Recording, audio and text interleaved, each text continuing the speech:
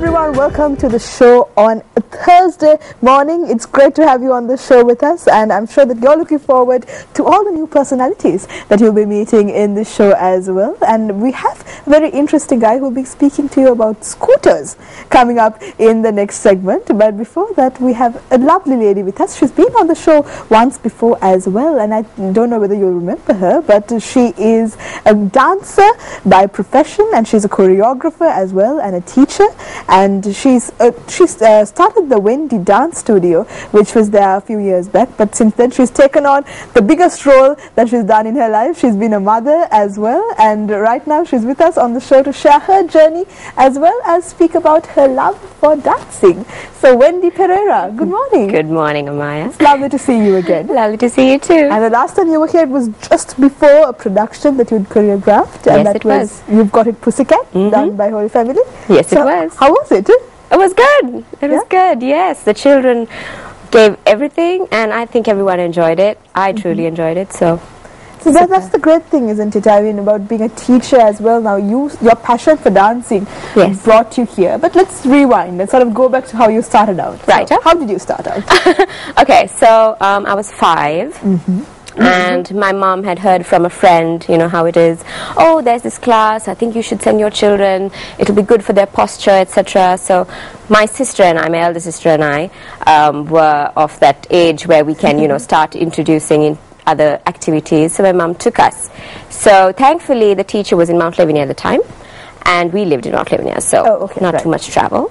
And the first class, it was a ballet class. My mom had never done ballet or really knew anything about it, but she sent us and said, oh, try them out, and if they're okay, I'll keep sending them. And that was the start. So the lady was Mrs. Hannelo Imig. She's a German professional dancer actually for 10 years. Wow. And then she married a Sri Lankan and came here, and that's how her journey was. Okay. So yeah, that's how I started. So I can tell that the dancing classes really worked when it comes to posture. She's like perfectly straight on the sofa right now. Like, I feel like I'm crouching. I'm going to sit up straighter on the show now. But I mean, what type of dance? So it was ballet you started out with, and did you like to branch out into something else? Well, when I was young, it was ballet mostly, and you know, I had that whole ballerina. I want this. Anything to do with ballet was my thing, you know. But then after O levels, and my teacher actually speaking to my parents about making it a serious thing. So she was the first person when I was 14, she spoke to my parents separately and said, you know what, she has proven herself in the examinations, in the shows. I think she should look at it as a career. So at the time, you know how parents are, right? So they're like, you're 14, dance, okay. How will you make a living here? Exactly. Yes. But thankfully, they're very much open-minded. My mom is also into the whole music thing because they had a band when they were young. Wow. So yes, so you know, it was in the family a little bit. So my father was like, you know what, actually ballet as a teaching career has scope in Sri Lanka. Not as a dancing career, obviously.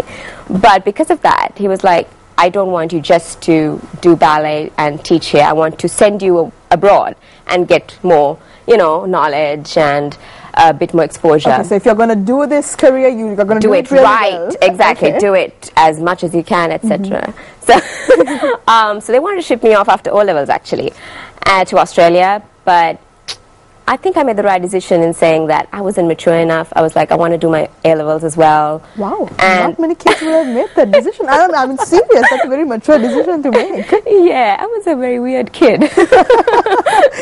She says so herself. I never said anything. So yeah, that's what happened. I did A levels in May, and July I went to Singapore. And so that's what happened. I stayed till my A levels, and then I researched more. So by that time, I was able to, you know, make my own choices, make my own decisions. Yeah.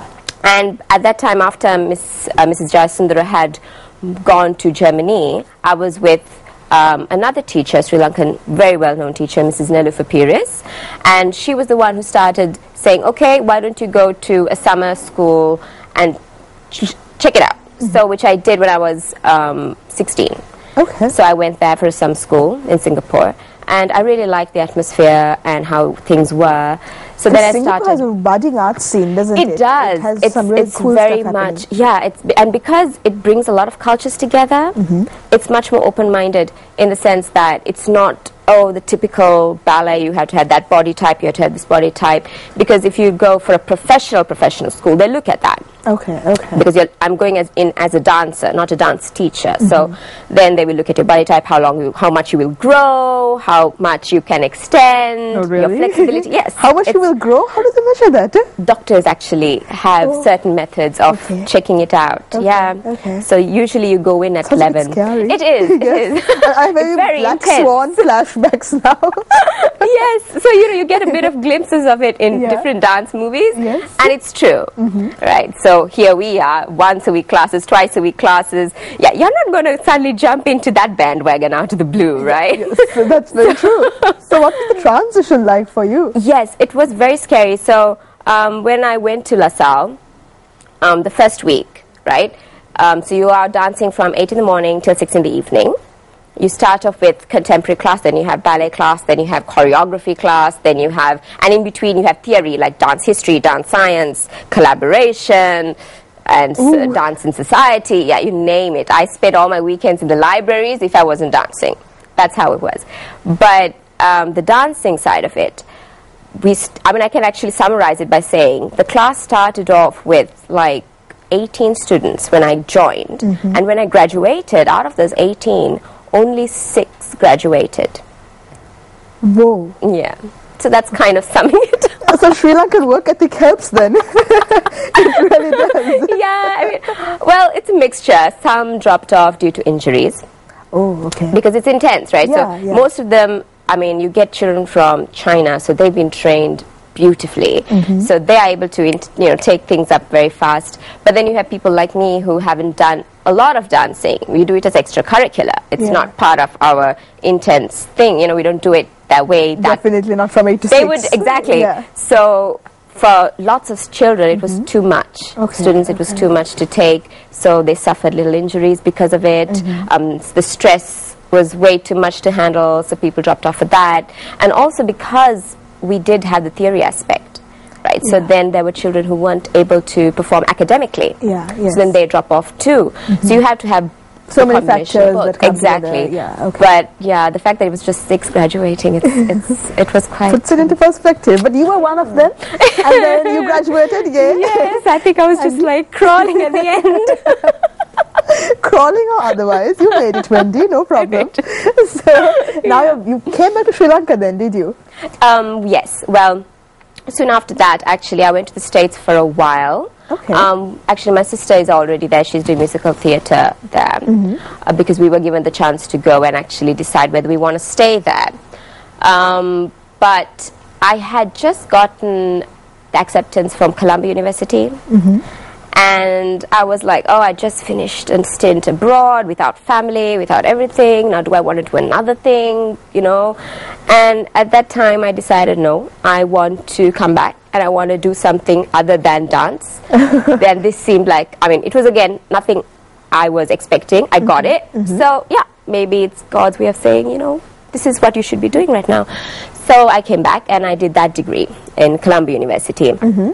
And while doing that, I also did the teachers, because in Singapore it was dance. So they're training you for a professional career as a dancer. So you have choreographers from all over the world, and it's based on performance. But when I came back to Sri Lanka, I knew that I wanted some kind of transition to be able to teach as well. So we'll go into your teaching career, right? But we have to go for a very short break, but don't go anywhere. I'm sure that you want to hear all the stories that we'll be sharing as well. Stay with us. We'll be right back on Good Morning Sri Lanka.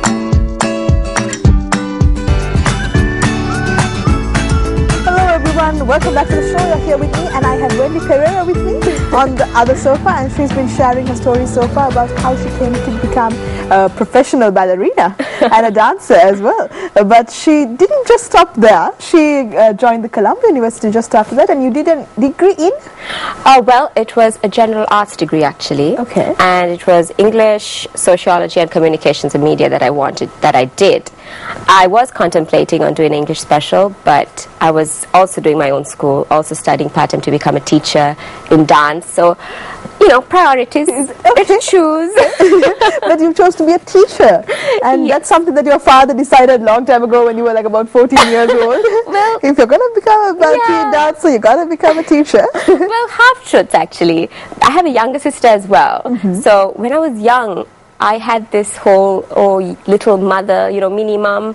So I used to teach her all her schoolwork, and even at that time I knew I really liked to teach. Okay. You know, I'd read her stories, I'd teach her. So being a teacher was kind of in me even at that time. I guess the field just kind of came later. Okay. Yeah. But, oh wow! So that means you had the sort of being a teacher in your blood. Yeah, kind of, I mean, I don't know if it's blood, but I really liked it when I was young, even at that time, you know. And then you started up the Wendy Dance Studio, right? Yes. So while I was in university here in Colombo, then I opened my own school. So I started it off at the vocational center in Ladies College, which starts small somewhere, right? So it was a good place, and I'm so thankful that they said okay.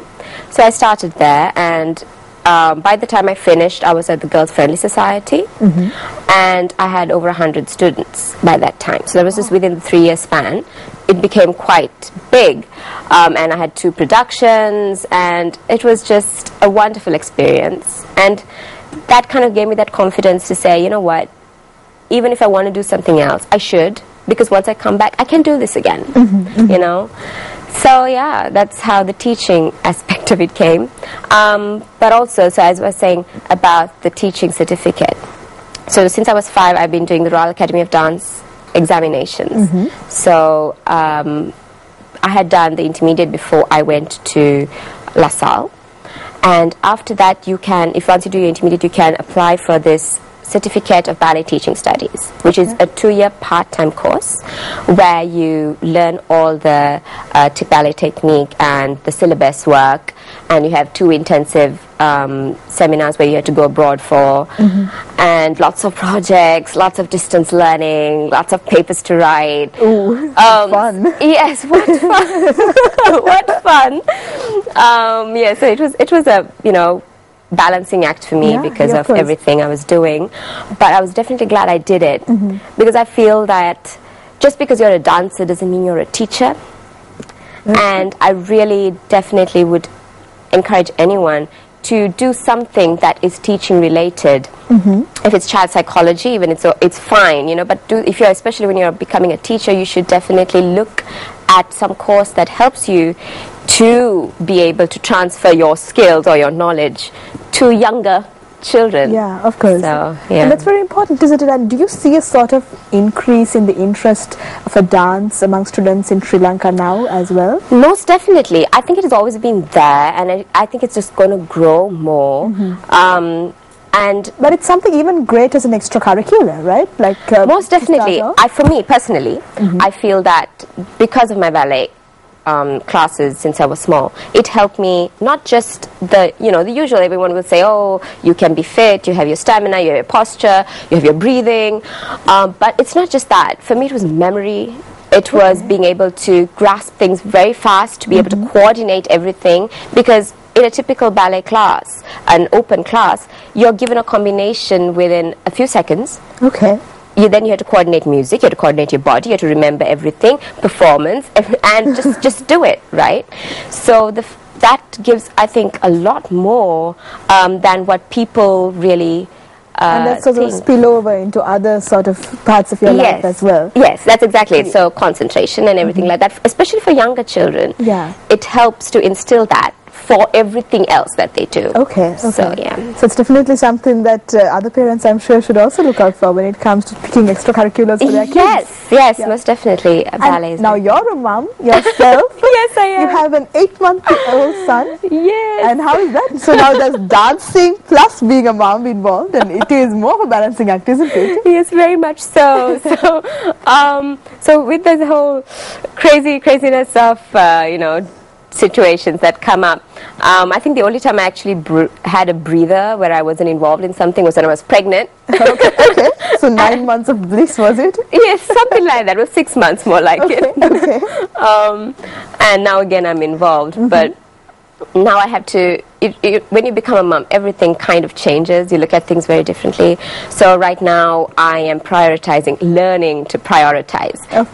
Passion and all of that is still there, but I have to pick and choose what I do because priorities change. And definitely right now my priority is my family, my little fellow, and making sure that he has a solid foundation. Will he be dancing as well?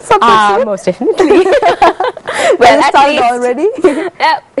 Now he's grasping things and standing, so he's cruising. Okay. So actually today I was doing a small recording of him bouncing to music. So I was like, oh yay! So he wakes up early in the morning, does he? Yes, and the radio is on in the morning, so that's his morning routine. He listens to the radio. Oh wow! Okay, very nice.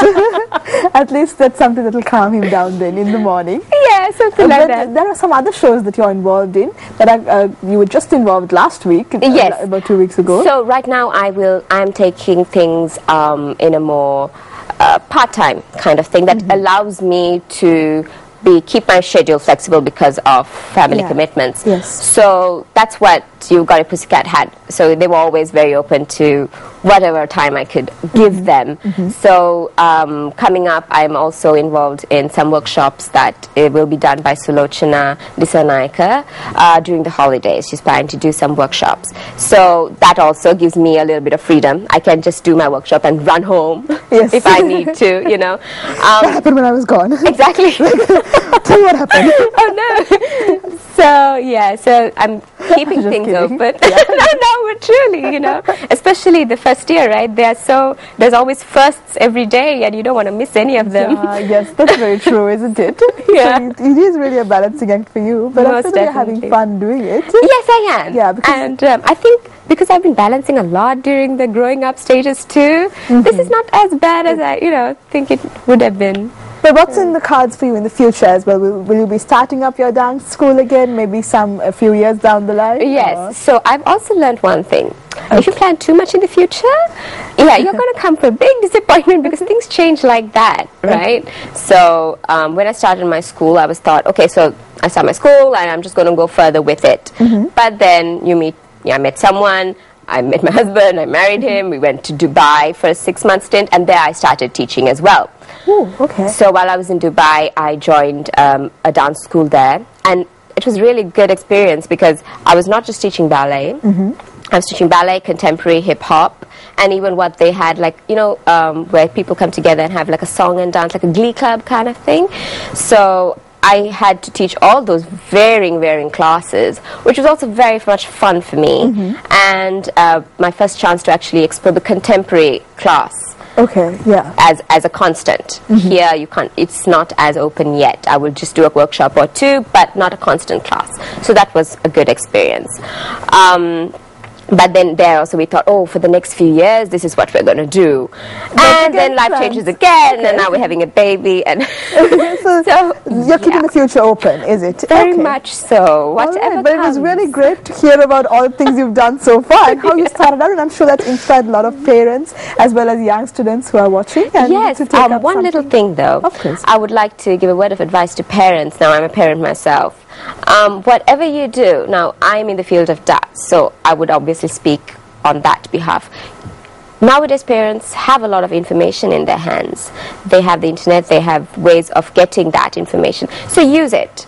I feel like, especially in Sri Lanka, you have that capacity to send children for a class just for the sake of it without really looking into it. And they should definitely start doing that.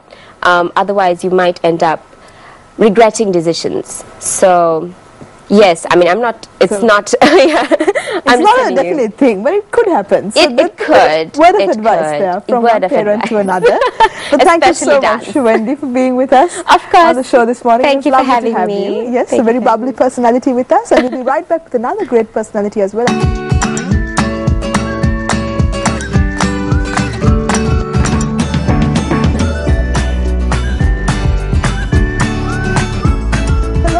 Welcome back to the show. Now drop whatever you're doing. This is not a segment that you want to miss at all. We have two gentlemen here on the show who are here to speak about something that's a really great new initiative that they've brought up. I think they've thought it themselves actually, but we'll ask them to explain how it started out. And there's one of these gentlemen is also someone who will be a very familiar face to most of our viewers. He's been someone who has made us all laugh for the past so many years, and I've enjoyed watching him act since I was very small, I think, and he's brought a lot of joy into many homes through the television. But he's here to spread that joy more, and also to bring out the message that's behind it, and to bring out humor and on laughter as the best medicine out there. And of course, I think all of us would agree that whatever bad day we have, if someone tells us a great joke and makes us laugh and makes us happy, then that's the best thing that you can have at the end of the day. So I won't go further into this. I think we have two gentlemen with us who will be more than happy to elaborate on all this. And we have Mr. Wilson Gunaratne, who is with us on the show this morning. Good morning. Very good morning to you. Good morning to everybody. Of course, and it's such a great pleasure to have you. Like I mentioned, I've watched you so much as I was growing up, and you've also brought along Dr. Damit Hettiarachchi. And both of you, good morning, gentlemen. Good morning, Doctor. To you, and good morning to everybody. Yeah. Amai, I think you have to make a very special announcement now. If anyone has dropped a cup of tea, let them pick the pieces now. Give them a few minutes to do that. Okay, so if you have dropped your tea, we'll give you a few minutes to pick up the pieces. But we don't have much time. We have to get into this new initiative that you and the doctor have come up with. And now this is some doctor and actor that you've come up with. But let's talk about what the idea behind this particular initiative is. I think you should first allow Dr. Damit Hettiarachchi to give a good introduction about the program. Doctor, go for it. Thank you very much for invitation. Doctor and actor. There are two nice words, very much matching and very interesting. The idea also the same, right? Doctor, you know, doctor is a healer who's dealing with illnesses and treating patients, right? An actor, you know, is an artist. He also an entertainer and giving messages, right? So what is the combination of both one? Doctor is obviously a healer, but if a good doctor who can make relationship with others and win their hearts and can make better treatments towards better healing. So if a good doctor is always an actor, kind of an actor who can treat others. On the other hand, actor is not only an entertainer, right, only an artist, but he also can win the hearts of the people and heal them, reduce their stress. So then we can think the actor is also a kind of doctor. So this is the combination of doctor and actor. That's the winning combination, isn't That's it? right. I strongly believe as an actor, a satirist, I also have a certain amount of strength to heal the wounds of people who are under stress and tension. I have experienced this. I have noticed this. I have millions of viewers. Yeah, I'm sure people contact you and tell you that, you know, you've really helped them out when they're having a bad time and you've made them laugh. And also I'm very proud to do these professions, continue to do so. Because under one roof sometimes I see Sinhala, Muslim, Malay, Burgher, the communities. They are under one roof, the roaring of laughter. And we build a good bond with these viewers. So laughter has is a very strong weapon. Definitely. And that's something I want to ask you now, Doctor. Is there any study that shows that, you know, humor and laughter can really make your life better and make you healthier? Yeah, it's a very good question, because I have done a lot of researches, studies and readings regarding this, how a person can be healed. So drug therapy and conventional therapy is one part of healing. There's no doubt about that. That's the world accepted. But other than that, relaxation, music, arts, and especially humor, right? They also plays an important role of healing people. So I worked with the patients and I did some researches, and then I wrote a newspaper article about that laughter and the benefit of laughter. This is my experience. And this is how I met him. Right? He has seen the article and he was suggesting that this is a good combination. So shall we do? We are going to do a nice work on that. So it's a world accepted thing now in the not only the drugs, but the humor, music, relaxation, and other things also going to play important role on healing and health.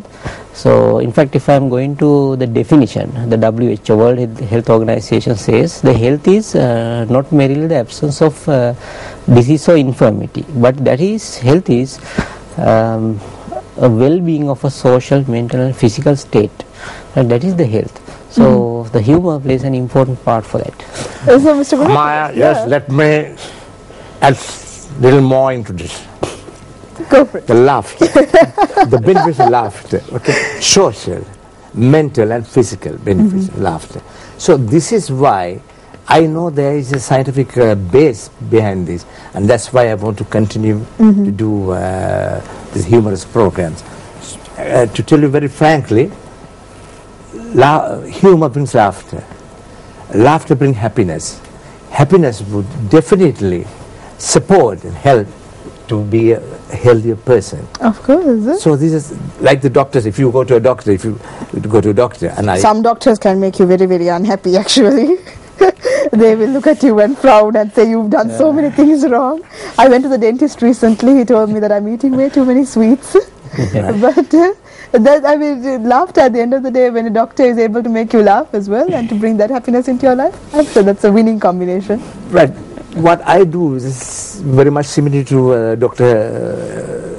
Damachitar's profession. Like, for an example, when a patient goes to Dr. Damachitar, the scientific approach, he would get the facts, think about the facts, find a method, implement and follow through.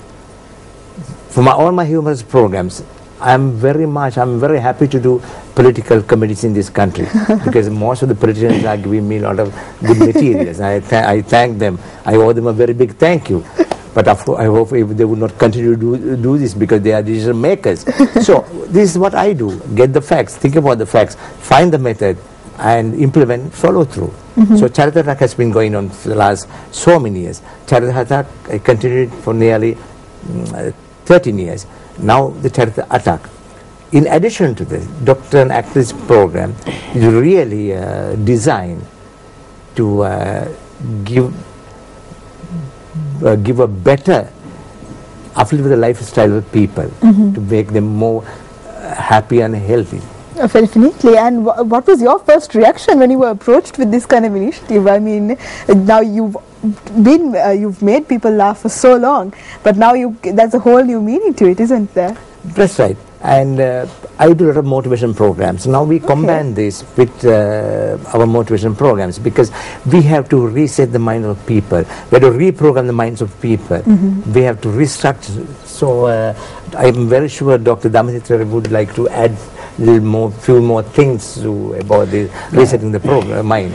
Actually, Doctor and Actor is an educational awareness program, right? It's not a commercial program. We are doing it free with the help of sponsors. Our idea is to aware people, students, general public about this concept. Because I start with a normal, conventional way. Now, how we can become healthy? First the foods, then the water, then the habits, then the drugs, like that. Then after that, then I am thinking about the mind. So how the mind is become healthy. Then we need relaxation, exercise, entertainments, music, and the arts. Now here comes the actor. The actor comes, and he also can speak about the body, right? Mind. How the laughter helps. Then he can make people laugh or make music or whatever the way they can attract people. So it's you might think, sorry, that will definitely keep everyone interested. I'm sorry, we have to go for a very short break. But we're going for a commercial break right now. We'll be right back on Good Morning Sri Lanka. You don't want to go anywhere. Stay with us.